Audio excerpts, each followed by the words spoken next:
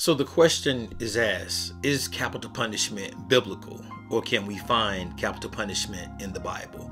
Well, let us give some evidence here.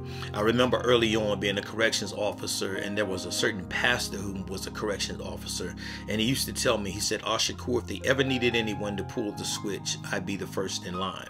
Now, while this was confusing and I didn't understand at the time, there is talks of capital punishment in the Bible.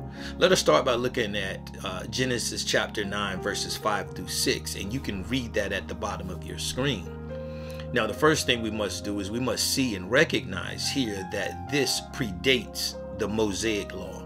In Exodus 21 and in Deuteronomy 19, it also speaks to the fact of those famous words, a life for a life.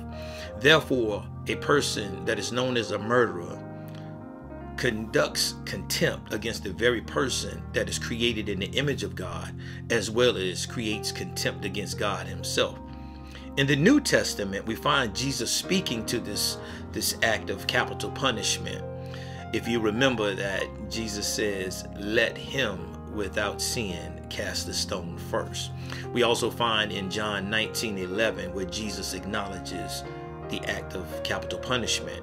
A little further on in Acts 25:41, we also find that the Apostle Paul, while standing in front of the Roman governor Festus, also acknowledges this subject of capital punishment.